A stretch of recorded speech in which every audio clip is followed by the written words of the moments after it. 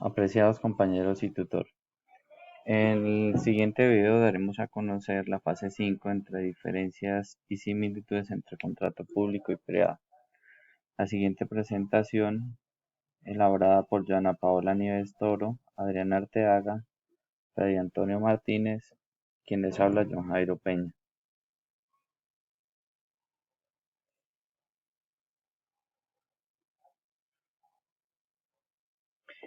Entre las diferencias de contrato público y privado encontramos que es contratado por el Estado.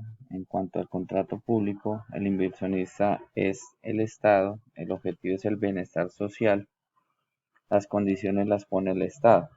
En cuanto al contrato privado, se realiza por empresas particulares, capital privado, y el objetivo es mejorar las empresas privadas. Las condiciones son flexibles. La contratación pública se realiza con el Estado, mientras que la contratación privada se realiza con particulares. En la contratación pública los inversionistas son el Estado, mientras que en la contratación pública el capital de inversión es del ente privado. En la contratación pública el objetivo es desarrollar una obra de beneficio social, mientras que las contrataciones privadas se crean con el objetivo de desarrollar inversiones de infraestructura o mejoramiento de las empresas privadas. En la contratación pública se desarrollan o se implementan por mandato legal, mientras que en los contratos privados se solicitan acuerdo entre los particulares. Las contrataciones públicas, la financiación se hace por medio de la gestión de obras en entidades estatales, mientras que en las contrataciones privadas se buscan inversionistas o utilidades generadas por la misma empresa. En el punto 2, partes del contrato público y privado, encontramos que sus partes son: el contratante es quien paga por recibir el bien o el servicio que contrata; el Estado, los contratistas son los quien proveen el bien o el servicio contratado o por los mismos es quien recibe el pago.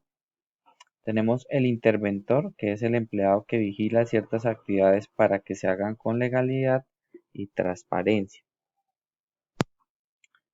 Para el punto número 3 tenemos los principios de contrato público y privado. En el marco de lo dispuesto de la Ley 80 de 1993, el artículo 23 indica que los principios de contratación estatal son la transparencia, economía y responsabilidad. También ha de tenerse en cuenta el principio de la libre concurrencia.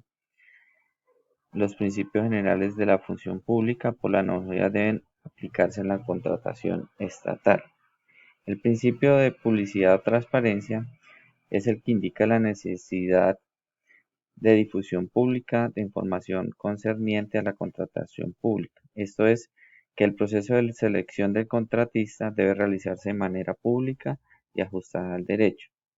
En cuanto al principio de economía, implica que las condiciones de trámite contractual sean las estrictamente necesarias para la escogencia objetiva de la propuesta más favorable. Gracias al principio de la economía, el derecho sustancial prevalece sobre la forma. El cumplimiento de las disponibilidades presupuestales correspondientes, el análisis de la conveniencia del objeto por contratar, así como las autorizaciones, los estudios y pliegos de condiciones requeridos. En cuanto al principio de responsabilidad, tenemos que los sujetos que actúan en la actividad contractual se deben ceñir a la ley cumpliendo con los deberes y obligaciones de cada uno. El artículo 59 de la Ley 80 de 1993 preceptúa la responsabilidad disciplinaria, civil y penal por las acciones y omisiones en la actuación contractual.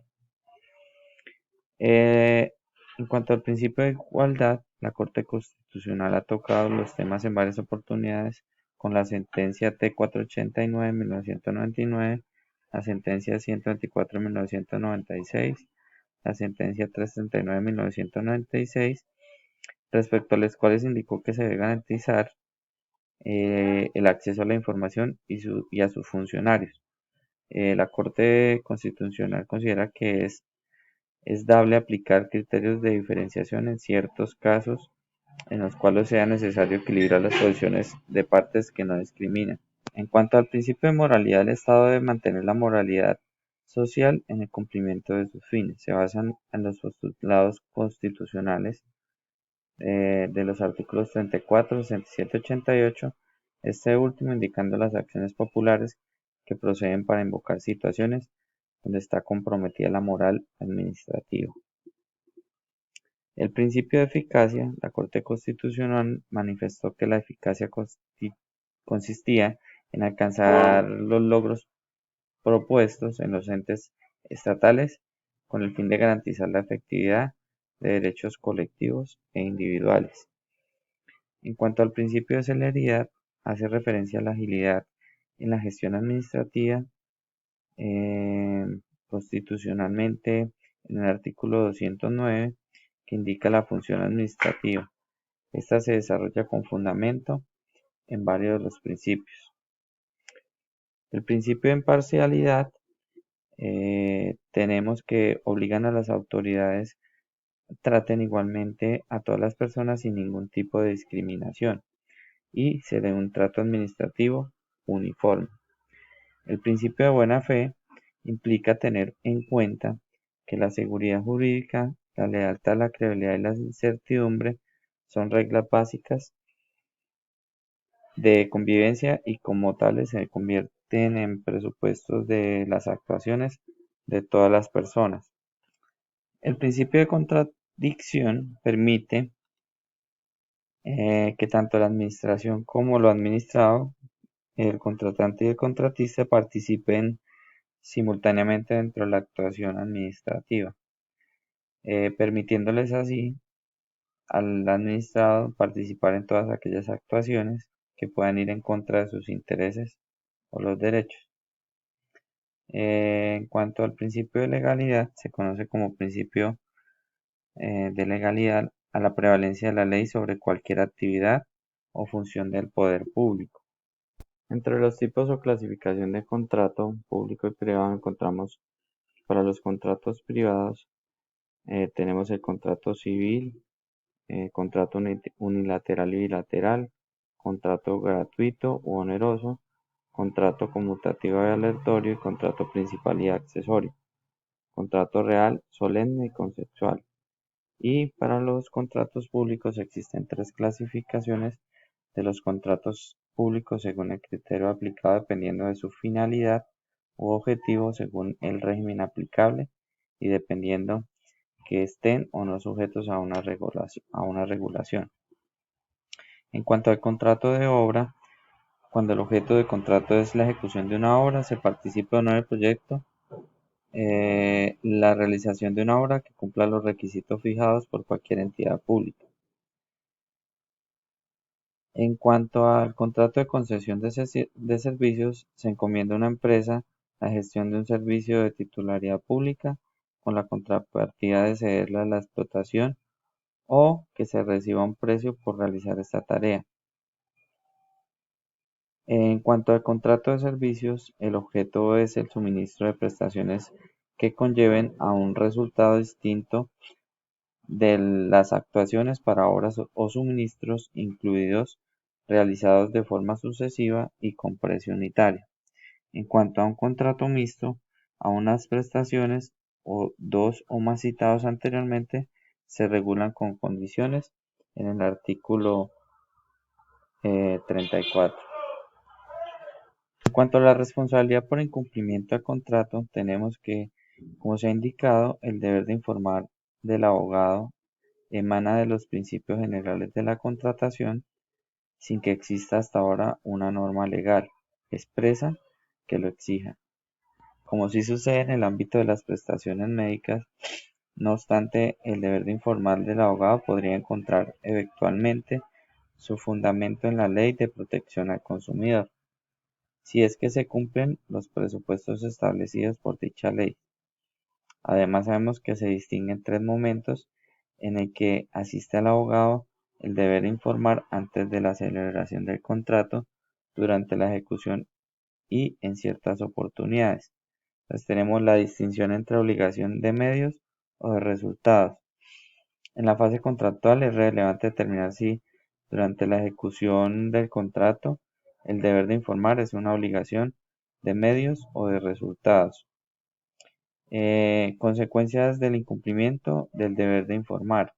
Estas consecuencias del incumplimiento pueden ser diversas dependiendo de si la infracción de este debe ser motivo suficiente para alejar la nulidad del contrato por vicios con el consentimiento o no.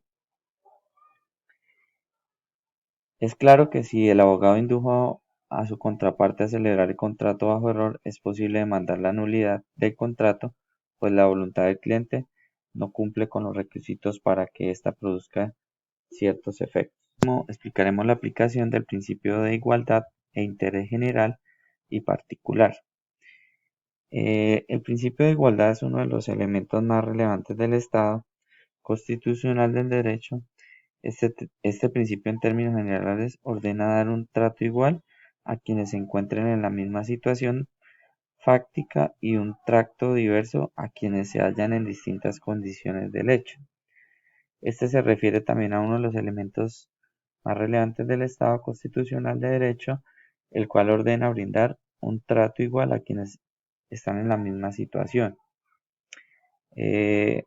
La ley señala que todos los hombres y mujeres son iguales ante la ley, sin privilegios, es un principio elemental para la democracia. Y por último, el interés general y particular hace referencia a la consideración del predominio de lo social por encima de lo individual, donde prevalece el bienestar general. Muchísimas gracias por su atención.